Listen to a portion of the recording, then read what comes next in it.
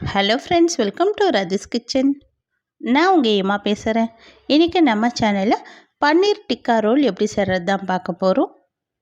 Friends, இது போல் role செஞ்சு கொடுத்தீங்கன்னா குழந்தைங்க கண்டிப்பாக ரொம்ப விருப்பமாக சாப்பிடுவாங்க. இது போல் வீட்டிலே ஹெல்த்தியான முறையில் பன்னீர் டிக்கா ரோல் செஞ்சு கொடுத்தோன்னா ரொம்ப ஹெல்த்தியாகவும் இருக்கும், ரொம்ப டேஸ்டியாகவும் இருக்கும். இந்த ரெசிப்பியை ரொம்ப சுலபமாக செஞ்சிடலாம்.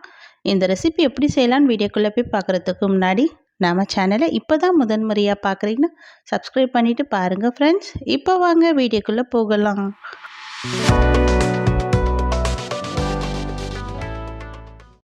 இந்த ரோல் செய்கிறதுக்காக இப்போ ஒரு அகலமான பாத்திரம் எடுத்துக்கலாம். இதில் 1 கப் அளவுக்கு கோதுமை மாவு, 1 கப்பு அளவு அதே அளவுக்கு மைதா மாவு சேர்த்துக்கலாம்.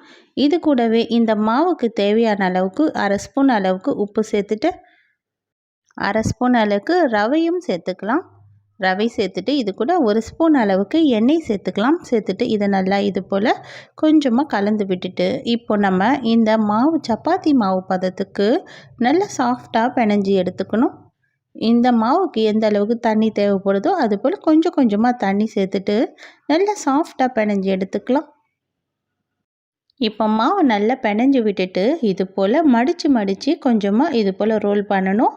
ரோல் பண்ணோன்னா நமக்கு இது நல்லா சாஃப்டாக ரெடி ஆகும்.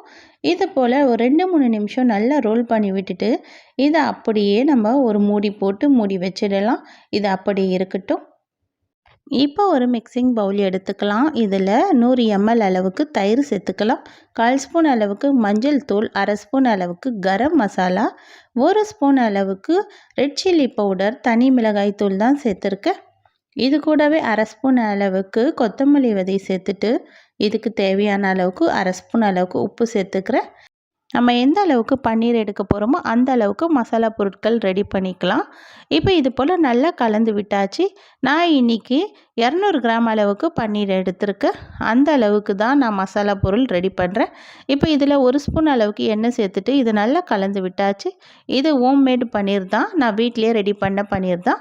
இந்த பன்னீரை சேர்த்துட்டு இது போல் நல்லா கலந்து கொடுத்துடலாம். இதுவும் அப்படியே இருக்கட்டும். அடுத்ததாக இப்போ ஸ்டவ்வில் ஒரு பேன் வச்சுருக்கேன். இந்த பேன் கொஞ்சம் சூடாகி வரட்டும்.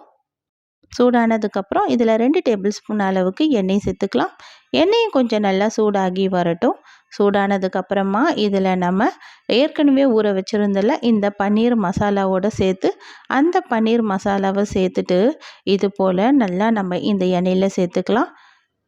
இந்த மசாலாவோடு சேர்த்து இந்த பன்னீரை நம்ம எண்ணெயில் சேர்த்துட்டோன்னா நமக்கு இது எல்லாம் எண்ணெய்லாம் நல்லா பிரிஞ்சு வர ஆரம்பிக்கும். இதனால் 1 நிமிஷம் ஆனதுக்கப்புறமா இது போல் பொறுமையாக கலந்து விடலாம்.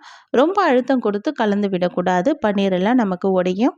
இந்த பன்னீர் நல்லா சாஃப்டாக வரணும். அதனால் ஒரு 2-3 நிமிஷத்துக்கு ஸ்டவ் மீடியம் ஃப்ளேமில் வச்சுட்டு இது போல் கலந்து கொடுத்துட்டே இருக்கலாம். ஒரு 2-3 நிமிஷம் ஆனதுக்கப்புறம் இந்த பன்னீர் நல்லா சாஃப்டாகி வந்திருக்கு. இந்த அளவுக்கு வந்ததுக்கப்புறமா இதில் ஒரு மீடியம் சைஸ் வெங்காயம் ஸ்லைஸ் பண்ணி சேர்த்துக்கலாம். இது கூடவே ஒரு குடமிளகாய் எடுத்துட்டு ஸ்லைஸ் பண்ணி சேர்த்துக்கலாம். ஒரு கைப்பிடி அளவுக்கு முட்டைக்கோஸ் சேர்த்துக்கலாம். சேர்த்துட்டு இதையும் நல்லா கலந்து விட்டுடலாம். இப்போ நல்லா இது போல் இந்த மசாலாவோட இந்த பன்னீரோடு சேர்த்து நல்லா கலந்து விடணும். இது போல் நல்லா கலந்து விட்டால் தான் இந்த மசாலாவோடு சேர்ந்து இந்த வெங்காயம் முட்டைக்கோஸ்லாம் நல்லா கலந்து வரும். இப்போ இது நல்லா கலந்து விட்டுட்டு ஸ்டவ் லோ ஃப்ளேமில் வச்சிடலாம். இது அப்படியே நல்லா ஒரு 2 நிமிஷம் இருக்கட்டும். இதில் 1/4 ஸ்பூன் அளவுக்கு மிளகுத்தூள் சேர்த்துக்கலாம். 2 டேபிள் ஸ்பூன் அளவுக்கு டொமேட்டோ சாஸ் சேர்த்துக்கலாம். உங்களுக்கு தேவைப்பட்டதுன்னா எக்ஸ்ட்ரா நீங்கள் மிளகும் உப்பும் சேர்த்துக்குங்க. இப்போ நம்ம இது போல் நல்லா கலந்து விட்டுட்டு ஒரு 2 நிமிஷத்துக்கு அப்படியே ஸ்டவ் லோ ஃப்ளேமில் வச்சுட்டு இப்போ ஸ்டவ் ஆஃப் பண்ணி விட்டுடலாம். நம்ம ரோல் பண்ணுறதுக்கு மாவு ரெடி பண்ணிட்டோம், ஸ்டஃபிங்கும் ரெடி பண்ணிட்டோம். அடுத்ததாக மைனஸ் செய்கிறதுக்காக இப்போ நான் ஒரு மிக்ஸி ஜார் எடுத்துக்கிறேன். இதில் 2 முட்டையை இது போல் உடச்சிட்டு சேர்த்துக்கலாம். இது கூடவே 3 பல் பூண்டு தோலை உரிச்சிட்டு சேர்த்துக்கலாம். 1/4 ஸ்பூன் அளவுக்கு உப்பு சேர்த்துட்டு 1/4 ஸ்பூன் அளவுக்கு சர்க்கரையும் சேர்த்துக்கலாம். இது கூடவே 1/2 ஸ்பூன் அளவுக்கு மிளகுத்தூள் சேர்த்துட்டு முதல்ல இது போல் நல்லா மிக்ஸி ஜாரை மூடி அரைச்சி எடுத்துக்கலாம். இப்போ அரைச்சதில் 50 ml அளவுக்கு வாசனை இல்லாத எண்ணெய் சேர்த்துக்கலாம்.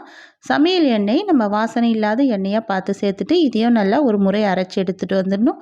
அடுத்ததாக மீதி ஒரு 50 ml அளவுக்கு எண்ணெய் சேர்த்துட்டு இதை நல்லா க்ரீமாக அரைச்சி எடுக்கணும். இப்போ நல்லா இது 2-3 தடவை நல்லா மிக்ஸி ஜாரில் அரைச்சி எடுத்ததுக்கப்புறம் இப்போ நமக்கு மயோனைஸும் ரெடி ஆகிருக்கு. இப்போ நம்ம ரோல் பண்ணுறதுக்காக இப்போ நம்ம சப்பாத்தி மாவை திரட்டி எடுத்துக்கலாம். இது போல் திரட்டி எடுத்துட்டு நார்மலாக சப்பாத்தியில் நம்ம சுட்டு எடுப்போம்ல, அது போல் நம்ம அந்த அளவுக்கு திக்னஸில் நம்ம இப்போது நார்மலாக எண்ணெய் சேர்த்து நம்ம சப்பாத்தி சுட்டு எடுத்துடுவோம். இப்போ நம்ம இந்த ரோலுக்கான சப்பாத்தி ரெடி பண்ணியாச்சு. இதை எடுத்து அப்படியே ஒரு பிளேட்டில் மாற்றிடலாம். இது போல் நம்ம எந்த அளவுக்கு நம்ம ரோல் ரெடி பண்ண போகிறோமோ அந்த அளவுக்கு நம்ம சப்பாத்தியை ரெடி பண்ணி எடுத்தாச்சு. இப்போ இதில் நம்ம ஏற்கனவே நம்ம மயனஸ் ரெடி பண்ணி வச்சுருந்தோம்ல, அந்த மயனஸ் எடுத்து ஒரு ஸ்பூன் எடுத்து இது போல் நல்லா தடவி விட்டுடலாம். உங்களுக்கு எந்த அளவுக்கு மயனஸ் தேவையோ அந்த அளவுக்கு நீங்கள் சேர்த்துக்குங்க. இப்போ ஏற்கனவே ரெடி பண்ணியிருந்த இந்த பன்னீர் டிக்காவையும் எடுத்துகிட்டு இது போல் நடுவில் வச்சுட்டு நல்லா இதை நம்ம க்ளோஸ் பண்ணி விட்டுடலாம். உங்களுக்கு எந்த அளவுக்கு உள்ள ஸ்டஃபிங் தேவையோ அந்த அளவுக்கு நீங்கள் வச்சுட்டு இது போல் 2 பக்கமும் க்ளோஸ் பண்ணி விட்டுட்டா நல்ல டேஸ்டியான பன்னீர் டிக்கா ரோல் நமக்கு ரெடி ஆகிடுச்சு. ரொம்ப ரொம்ப சுலபமான ரெசிபி தான் ஃப்ரெண்ட்ஸ். குழந்தைங்களுக்கு ரொம்ப ஹெல்த்தியான ரெசிபியும் கூட. கண்டிப்பாக நீங்களும் வீட்டில் ட்ரை பண்ணி பாருங்கள். இது ஒன்று சாப்பிட்டாங்கனாவே போதும், அவங்க வயிறு நிறைஞ்சிடும். இந்த வீடியோ கண்டிப்பாக உங்களுக்கு பிடிச்சிருக்குன்னு நினைக்கிறேன் ஃப்ரெண்ட்ஸ். பிடிச்சிருந்தா இந்த வீடியோக்கு ஒரு லைக்கும் மறக்காமல் நம்ம சேனலை சப்ஸ்கிரைப் பண்ணிவிடுங்க. தேங்க்யூ.